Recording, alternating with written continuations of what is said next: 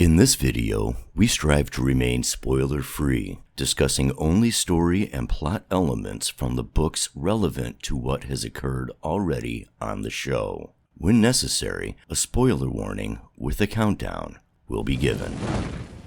Hi, I'm Jen. I'm Max. And I'm the Geeky Hippie. Welcome back to What the Adaptation, the YouTube show that reviews adaptations from one format to another format.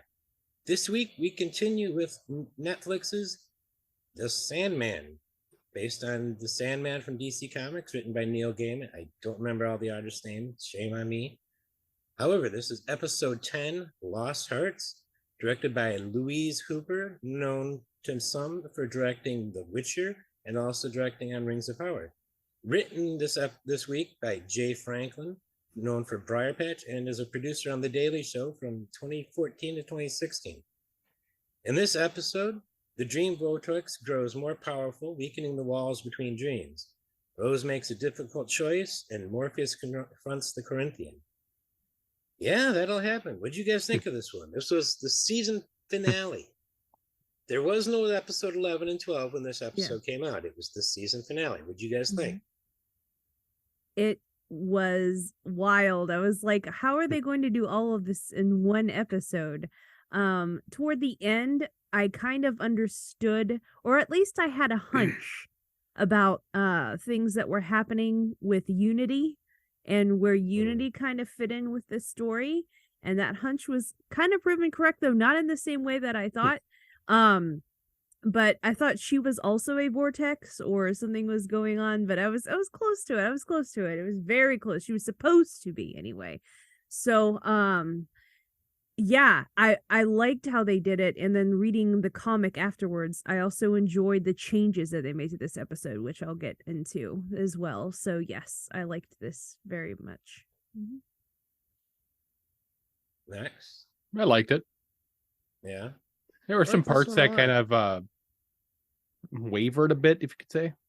Okay. Like the pace, there were some minor pacing issues, but that's about it. See, for me, I think this might be my favorite of the 10 episodes. I mean, we had a couple of really good ones early on. 24/7 and The Sound of Her Wings, they're in the middle of the season, were really good episodes. But I don't know, I'd put those as 2 and 3 or 3 and 2 behind number 1 here. I just really liked this episode, and I thought it was a great finale for the season. Well, to get to our first question, if there were any changes to the source material, did it affect how you enjoyed the show? Glenn? Well, it ties into the last episode, but it's still part of the beginning of this episode. I like the fact that they killed off Funland instead of letting him go into a really happy dream, because if you go back to the last issue of the comic, his dream that Morpheus sent him in is his dream come true. And I'm like, why does he get that? And then Morpheus does what he does to these other collectors, makes them basically rains hell down upon their mind, their psyche. Other than that, I mean, just a lot of the changes, there's so many just little changes to even try to lay out for me that I pretty much prefer everything. It's been continuous the last 5 or 6 episodes at least, that I like the episode of the show better than the graphic comic, the comic books it's based on. Me too. I don't know if that is an artifact of it being comic book and the medium of comic books for me. I love comic book characters and the stories you can tell with comic book characters. Just, I'm not a fan of this medium. I respect it, but it's not my thing. Comic books and graphic novels, and manga, there's not enough text for my tastes. I need words, not a bunch of pictures. And even, and that sounds weird because I prefer the stuff on TV, which is almost all picture. But there's a difference. The motion picture expresses more than the still picture ever could. I think. Jen, did you have any? Kind of piggybacking on what he said about Funland, I like because, they're involving Jed and as her brother, him pursuing that just seemed to make much more sense to me than him pursuing Rose. But of course, I understand why they did not have that in the comic. That was only for the show. That made more sense. And I also like the fact that you didn't have did he or didn't he perform some sort of penetrative situation going on with Rose before the Sandman walked in? That was entirely negated by the fact of saving Jed before he ever got to that point with either one or of them, meaning Jed mostly, because that's who he was after. Yeah, that was a little bit weird for me. I was like, did that really need to be necessary in the comic for that to have potentially been a thing? Maybe ish? Question mark? I'm not sure. So that was kind of a touchy subject for me, and I'm glad that that was completely averted with the way they took it. Liked that. And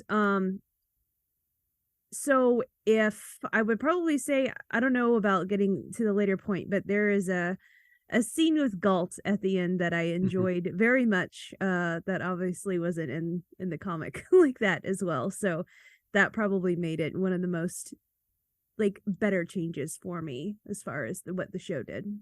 Yeah. For me, mine's kind of more on the abstract side of, to me, they just made some of the villains too sympathetic. And it's kind of a long-running theme in the TV series of they've made too many of the villains have a sympathetic side when they're not supposed to have any sympathy for them. Like Aunt Clarice. Yeah. I know you didn't like that, Glenn. Yeah. I mean, even the Corinthian had a bit of a sympathy angle this episode. And I don't feel like he really was that sympathetic in the audiobook. No, in the comic. Not sympathetic anywhere. Were there any other changes that come to mind, everyone else, that may affect how you enjoyed it? Not really anything specific that I could peg out. Okay, well, that brings us to the second question. How well did the show adapt the scenery, costumes, props, music, CGI, creatures, etc.? Wonderfully. Yeah. Jen? Yeah, the convention hall was perfect. Everything was great. The whole setup, the tension, the vibes was just beat for beat, exactly like it was in real life and in the comic as well. I mean, what they did, that whole CGI scene with Fiddler's Green and how he dissipated, and you got all the wonderful trees, and it reminded me, I said Someshta when he turned it a little bit to it. I was like, the Green Man and the Blight. I'm playing that was a joke. It's not meant to be that at all, but just because I enjoy that. It was beautiful, very well done. And of course, the end of the episode when you kind of go back to hell, even though that wasn't in the comic, I just enjoy that scenery as well. So very well done as far as scenery, props, and I kind of like that whole scene where you go into I forget his name, but the mimic, not the actual boogeyman, the guy that was pretending to be the boogeyman. I forget. Yeah.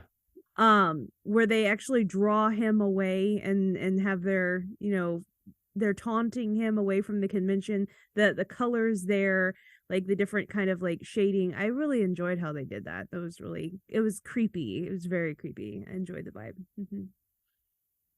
Glenn? I was really infatuated with a lot of the visual effects in this episode. She mentioned, Fiddler's Gilbert Green, and his erupting into leaves and butterflies. I was just like, wow, that looked amazing. I can only imagine how much work that must have been. Yeah. And how many hours that must have been sitting in front of a computer, setting everything right to do that. I noticed for the first time, I don't know if it was new this episode or if it was in previous episodes, but Desire has a black cat's tail. I did not notice it, and then I noticed it later today when I was reading it in the comics. There was one panel you can see they have a tail hanging down beyond them, I'm I like, want to say oh, they changed costumes in the TV series. okay. I was Possibly. It getting was more a of that black. vibe. It looks like a black tight costume. It might have been more feathers on the show than in the book, but Dream creating the new dreams and nightmares that seem with Galt. Everything about that, the CG on that, and Galt was beautiful to see with her wings and just the iridescent colors and everything. Martin Tenbones, it looks, I'll give it 98%, maybe 95, but it's still pretty damn good. Could be a little bit better, but I mean, it is TV. You know, if they had a bigger budget, you know, like a Lucasfilm budget or a Marvel movie budget, you would swear that that's a real creature, but it's still pretty close. And the vortex effect was just amazing too. I really like that effect. Both the slight rippling around her, and then when the big vortex is spinning one way, not two ways, around and the green, yeah. How about you, Max? I don't really have much more to add than that. Nothing in the Did I music take all really of stood yours? out. None of Yeah. the music really stood out for me, but sometimes No. it kind of happens. You have these epic scenes and the music's just kind of there and you don't even really realize it until maybe the third or fourth rewatch. Well, sometimes if you don't notice, you notice the music, that's actually a good thing. Because you're noticing it without noticing it. And that's sort of what they want you to do. But other times you get something like, you know, This Wandering Day that, you know, just like catches your ears the moment it starts playing or being sung. You're like, what is this? You know, everybody fell in love with that from The Rings of Power, just like instantly. Well, you know, for me, you have like the original Fellowship of the Ring where they're walking and the singing going on. It's hard not to have those two, and it's great. But then you get the Juggernaut song in Deadpool 2, which is just awesome. I see. I don't know that one. I'll have to look for that one. Can't play it on the video, but I'll have to look for that one. Let's see. I'll say this about the Lord of the Rings soundtracks, at least for the original trilogy, if not so much the Hobbit movies. Those are literally some of the greatest compositions ever made for an orchestra. Yeah. And, you know, they will go down 200, 300, 400, 500 years from now. That suite of Howard Shore's music will be looked at in the same way they look at the stuff like Beethoven and Bach. And I think Johnny Williams is going to be treated the same way. But and I'm hoping Bear McCreary, because some of what Bear McCreary has done is just some of the most fantastic composition for whether for a movie or TV show or not. Listen to the Caprica soundtrack. Probably just the most amazing thing. So moving on, how well was the dialogue in this episode, and did any of the characters deliver them excellently or do a good job at delivering the lines? There was one line of dialogue straight from the books that it tickles me pink. I think it's got to be Chantal saying, Zelda has a reassuring moral homily concerning God and difficult times and a variable number of footprints in the sand. She told it to me once and it cheered me up remarkably. And I'm just like, yes, because I grew up in a house that had footprints in the sand on the wall. And so I'd see it all the time. And like, that's cute. I like what you did there, Mr. Gaiman. Related to that, I kind of like the repeating line one of them did. I can't remember her name. In the dream sequence. She kept repeating the same. Which went to the first mate said to the captain and the ship or something like that. And tell me a story. The dark and stormy night. You said it was a dark and stormy night. And the first mate went to the captain. The captain said, "That's just a perfect loop." Too. Yeah, just a perfect loop. That's it. That was 3 hours later, like, oh crap! What am still listening to this perfect loop? It's not as fun of an infinite loop as a song that never ends. I love that song. That gets rid of earworms for me because it itself fades out of my brain. I've never had to get stuck in my head, but I start singing it to myself when I have an earworm, and the other song goes away, gets replaced by that, and then I stop doing it, and then it goes away. So I feel like we need to introduce him to Baby Shark. I've heard of Baby Shark, but I don't want to know anything more about Baby Shark because people always react poorly at the word Baby Shark.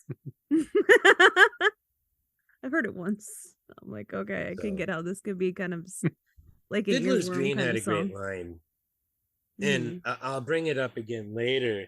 You'll understand why. But the miracle of humanity itself should always be more vivid to us than any marvels of power. Mm-hmm. And I'm just like, what? This person really looks upon humanity with a positive eye. Mm-hmm. You know, he truly sees the best in humanity. Mm-hmm. And it just, I don't know, that line is just, I don't know, it just stuck out. I personally happen to like the dialogue between the Sandman and Desire when he was explaining to Desire it's because of humans that we exist, not the other way around. Yeah. You know, and if anything, you know, it's because of them that we're here and they shouldn't worship us. If anything, like, you know what I mean? So that kind of word play when he was talking to Desire at the end. And you know, I kind of get the feeling that it was something that he learned on his journey along the way. I don't think the Sandman, when you open up and he at first you grow, the Sandman grows himself. Like at first he was like, I don't have any friends, like you saw in a previous episode. And then he's like, oh wait, I don't want to keep my friend waiting, you know, that's not very nice. I'm one of the endless, we don't need anyone, how dare you, you know. Yeah. And of course he changes his opinion on that. And then at the end you kind of see him come full round. He actually is apologizing to Rose when he's starting to take her life. Like he actually, I think, really felt like legitimate concern when in the past he wasn't too concerned so much with humans. And then at the very end he was saying it's because of them that we exist. It's kind of it's a 180 around from how he thought maybe at the beginning of the show. So you saw the character grow and you kind of were like, okay, you went along with him on his journey. So I enjoyed that dialogue at the end because it's important to show, obviously, and then how he felt toward Galt. You know, at first he was like, no, you're just kind of my creations. How he apologized to Lucien, you know, he never would have done that in the past. That sort of dialogue from him was essential, I think, at the end of the show because it shows a culmination of all the efforts of the people around him kind of and changing his mindset on a few things. So that was really important. Matt? I already went on mine. Mm-hmm. Okay. There was, I liked the scene. I couldn't remember the dialogue or any lines of dialogue from it, but one of my favorite scenes was definitely going to be that one between Unity and Lucien in the library. Mm-hmm. You know, I really enjoyed that. Well, you know, the next question is your favorite scene or sequence. So, oh, I'm sorry, I missed that. Did I have anything else on that last one? There was one line that I disliked. It's really right toward the end. I did not like the fact that, hi, I'm Aunt Rose. This is your cousin Jed. No, Rose, that's your brother. You're her aunt, so that would be the baby's uncle. You know, why call Jed cousin when Jed would be, you know, Jed's sister is aunt? It just didn't make sense to me. But favorite scene, either the scene with Unity and Lucien in the library, or the confrontation scene between Morpheus, Rose, and Gilbert there at the end. You know, including Gilbert returning into being Fiddler's Green. I just thought all of that was great there at the end. But the whole episode was so damn good, in my opinion. For me, I always like the punishment he deals out at the end of these arcs, and that was, yep. The effect was pretty cool when he got rid of the Corinthian. That was some pretty neat effects. Did you have any others, Jen? Or I like what Max was, if it was, hopefully it's what you were going into about how the fact that he was telling on the people who were serial killers. And I guess I should have said this for his dialogue, so maybe this is on me for getting the two transposed. But when he was telling them what their punishment would be, was that they would feel exactly what their victims felt and how their loved ones have felt. I couldn't think of a more fitting punishment for someone who's a serial killer and is like, no, Yeah. you are like, because a lot of people, most of them can't bear that, and they didn't. They either committed suicide or turned themselves in. So yeah. If I had any complaint, it wasn't dark enough for them on that scene. Yeah, I get that. Like they cut away I get you. pretty fast. Mm-hmm. After 24/7, the diner, like that was pretty mild. Mm-hmm. And I like how that's brought up. 24/7 is brought up later in this issue of the comic. They don't do it on the show, but in the 6 months later with Rose in the comic, she's talking about having lost her friend Judy earlier in the year, at a diner and some small. And I'm like, I like that connection because it was on my second watch of the show that I caught the connection when Rose called Judy on the phone, or vice versa, Judy called Rose on the phone. I'm like, oh, I never noticed that the first time too, that Rose Walker, we saw her name 2 episodes ago on somebody's phone. It just, I didn't catch that before. There's some random little Easter eggs like that throughout this. Yeah. Well, if no one else has any other scenes, the next question is the best or worst actor. And I have to start this by saying Fiddler Green as an object was just phenomenal this episode. It was great as a person, too. Yeah. Which was he better as? Definitely as the grass and the flowers and the waterfall. Okay. I mean, extremely beautiful as Fiddler's Green. Taste may vary as to whether you want to say Stephen Fry is physically beautiful, but Steve Fry is a wonderful, beautiful person. Yeah. But the Fiddler's Green was much more beautiful. Just consider Fiddler's Green a representation of his soul. There you go. Yes. His personality. Yes. I don't know which I'd want more, to sit under a tree in Fiddler's Green or get a big hug from Gilbert. Either one could be great. My favorite actor. Would you like me to go first for that as well? Or actors, if you want to do them. Well, so my actor was Fiddler Green. Yeah. Oh yeah. His actor was Fiddler Green. I guess as the inanimate object. Yep. I think I want to say Rose Walker for this one. Yeah. I haven't had her as my favorite yet. Apparently, she was born Vanessa Samunyai, but she works out of Seoul, Korea. So she has a Korean name, and that's why she goes by Kyo Ra. Okay. Yeah, I agree. She was good. Yeah. She handled a lot of tough scenes. There was a lot of different themes that she had to navigate, like talking with even Unity on the phone, like to her in the room with the baby being born, to thinking that she might die. There was a lot of different emotions, emotes that she had to pull in this episode, where the camera was solely focused on her for a lot of it. And she did a phenomenal job. I'll probably say her, even though I really like Fiddler's Green too. I'm probably gonna have to say her. I definitely want to give a shout out to Sandra James Young as Unity Kincaid. I thought she was pretty awesome. But the one who could say 1,000 words just with the slight little movement of muscles on her face was Vivienne Ashampong as Lucienne. So many times she just made an expression and said more with that expression than she could have gotten across with a couple of lines of dialogue. And I really like that. The director made good use of her ability to do that. And of course, Stephen Fry is Fiddler's Green. And also I have to give a special nod to Roger Allam, Allam. He was voicing Azazel. I looked the guy's CV up.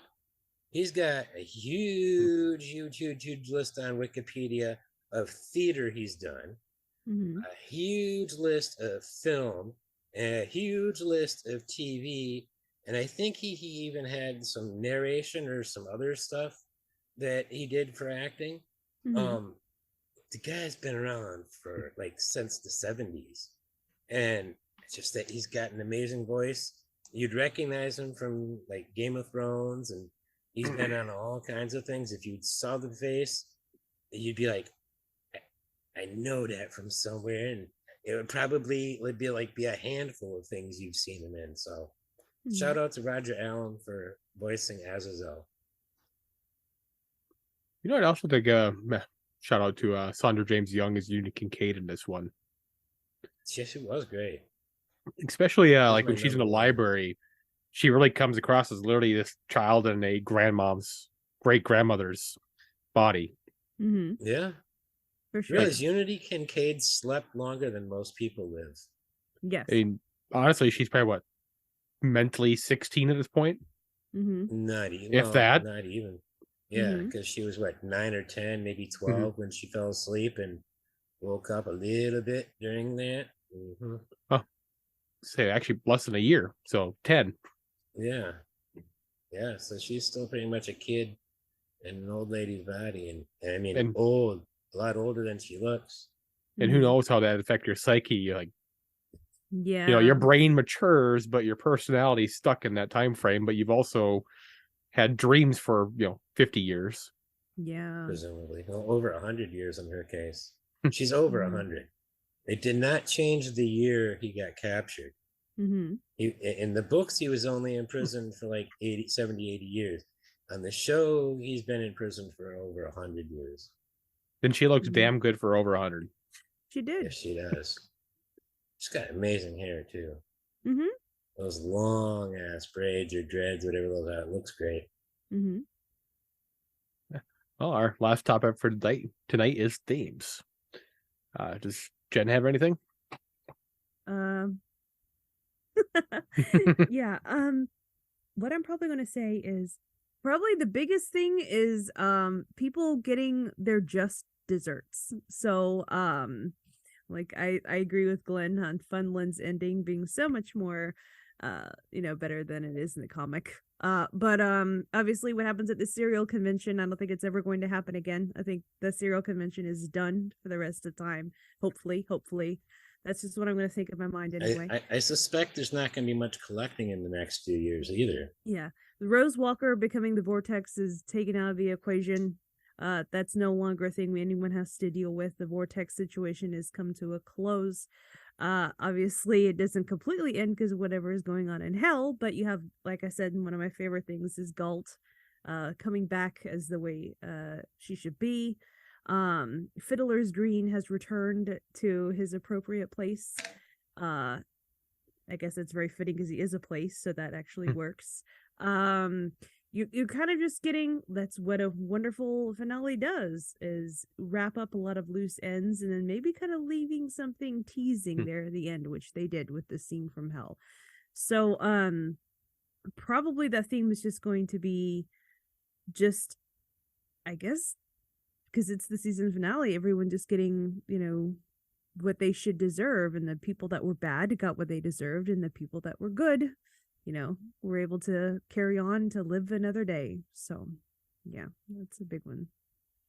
I could kind of piggyback off yours with somewhat of redemption, because that goes with Galt, kind of with Corinthian in the TV show versus the comics. And we also have what was the word I was thinking of earlier? Sorry, I just had a brain fart here. Okay, I have them all the time. Yeah, but I was like, we had the redemption side there, and then we had Little D, Destiny, with Rose, and we have stuff with what's her face? I'm trying to think what her name is. Lyda. Yeah. We have a little bit of Destiny regarding stuff going on with her, which kind of ties in back to what you're saying about leaving loose ends. One of my complaints on this whole arc is it felt like we had 3 or 4 episodes of just setup. And from what I've explored beyond the first series, this is set up for future setup. So we're being set up for the climax of this, but this is set up for a bigger climax in the future. Yeah, I know the baby's important. Yeah. So it's like, we're having destiny involved here. Whether, it's what was Uni Kincaid's original destiny to be the vortex that got interrupted because what happened to Dream, probably due to Desire, who got all up in this. Yeah. That's pretty much all I got. All right, let me pull up my notes here. Well, since you just mentioned them, I'll start with Desire. Desire itself was a theme. The Corinthian desired freedom. Rose desired to live. Desire themselves was behind everything, all the way back to Roderick Burgess. Not for any reason, just and the collector's killing to kill, not for any other reason, just a desire they have. Definitely Desire's this younger brother, or younger sibling, I should say, of Dream, as a desire sort of stems from dreams. You dream of having something, and so then you desire it. So I see why there's a jealousy towards Dream, especially from Desire. Hey. I didn't notice until my rewatch that the object Rose pulls out of her chest that Unity desired to have to become the vortex was a heart, the same shape and pretty much same size as the sigil that Morpheus uses to contact Desire. I didn't. So yeah. I Not just got exactly shaped the same, but very close. So I just thought of something here. Is we had the 3 Ds this episode: Dream, Desire, and Despair. Especially with what Dream did to those who were desiring to kill by giving them despair. I don't remember seeing despair. No, not literally despair. I'm saying what Dream did to cause the collectors. The emotion of they desired what they did, and through the dream, he gave them despair. Okay, I see what you mean. There was change, mostly in the case of growth. So very much inherent in the scene with Lucien, Galt, and Morpheus at the end. I mean, it was growth and change on Dream's part in so many ways, and change on Galt's part, but the change was external. It was given to her by Dream, but in a way you could think that maybe he gave her a new form and being to match what she was up here and in here. So the change had already been there. Maybe he just expressed it outwardly. Let's see. Dream had grown enough not only to bring Galt back, but he also handed off reins of administration to Lucien. Said, hey, while I'm busy here, you mind watching things? I'm like, all right.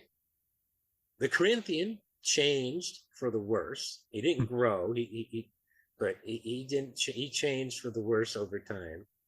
From the time he left, the Dream left, it was captured to now. Rose has grown very powerful and skilled with what she can do. She had some straight up skills like Randall Thor knowing how to do something right off the bat type stuff. Dream even admits he was to blame for the Corinthian and his flawed creation. And then he inflicts upon the collectors a change, a drastic change. And Barbie and Ken's relationship changed quite a bit after their encounters in the dreams. So lots of change. I mean, change is just like dripping all over this episode. There's a theme of family in there, not as much, but you got the people at Hal's house, kind of like a family. Rose, Jed, and Lyda and the baby are definitely a found family. And literally Dream and Desire and the other Endless are a family. The last one was mostly the last one is sacrifice. Historically, the vortex is sacrificed. You could say put a sacrifice, killed for the sake of everybody else. If not willingly. Fiddler's Gilbert Green offered to die for Rose. He offered to sacrifice himself for her. Rose says she's ready to die to save everyone else. And then Unity literally did die to save Rose and everyone else. So, I mean, just boom, boom, boom. We got hit with sacrifice over and over. And this was touched on earlier. Dreams exist because people dream, not people dreaming because dreams exist.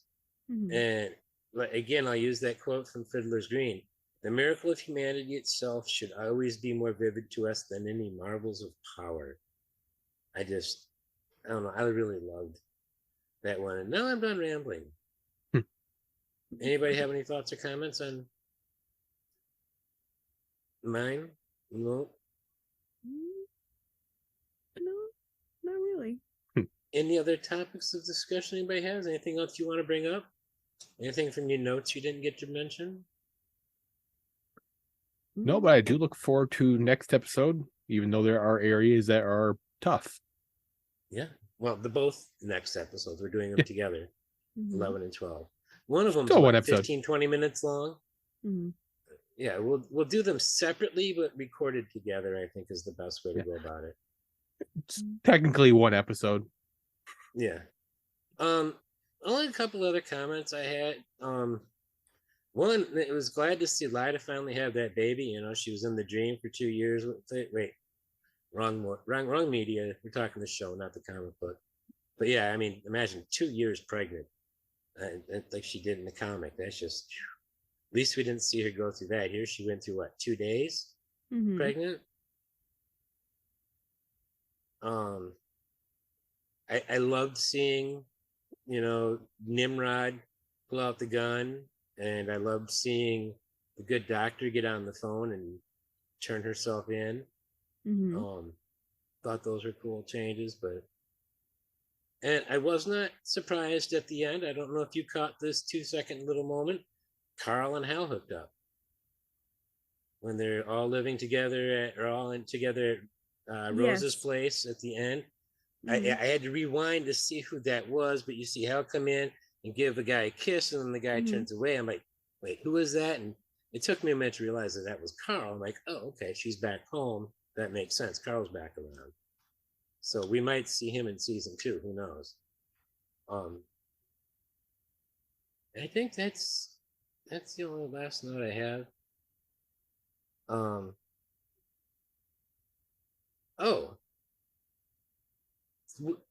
I didn't see it in the comic. Have you read read Beyond Max?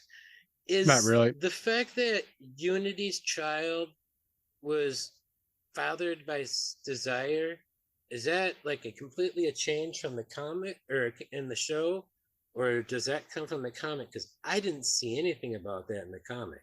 I didn't see anything about that in the comic either. I don't recall. Bill probably the better people know about that one. I feel like the golden eye thing was something in the comics, but I can't recall. When I was rereading, because I rewatched it last night, and then so all day today when I was rereading it and listening to the audio, paying attention to golden eyes, and I'm like, when's Desire gonna show up? Yeah, no. From what I remember in the comic books, it just shows that she got pregnant by a man. It was a kind of a rape situation, and that was like it, and that wasn't really discussed. Yeah, and it was according to the wiki, it says that Desire is Rose Walker's maternal grandparent from the comic. Okay, I didn't remember reading that. See, because they did make it clear later on in the episode that it was, a very, an unwanted sexual intercourse. But at the same time, the way Unity talked about, the man with the golden eyes, didn't really quite jive with that for me. Just the way she talked about him briefly, very briefly, didn't mesh well with the idea of an assault. Yeah, I think they're trying to peel away from that in this show. They tried to veer away from a lot of different things on this show, and Some of them I wasn't happy about. Well, something I was going to mention is I felt like there was a Spawn reference in here. Really? Maybe Azazel or something, or Azel or whatever. Azazel. Yeah, Azazel. I felt like there's a Spawn reference, but I'm not sure why. Maybe it's just the smiley face. Anything else tonight, you kids? So really. Next week we are coming back for Calliope and Dream of the 1,000 Cats. I think it's Dream of 1,000 Cats and then Calliope, but Correct. Either way, we'll be talking about both of those next week. And coming soon after that, what do we have up next? The Expanse Season 2 will be starting back up. We should be having Leia from Threefold Talk on as our first guest of the season for that, for episode 1. Should be. Not fully sure yet on that, but we'll be looking forward to that. Thanks for watching this, and don't forget to be awesome.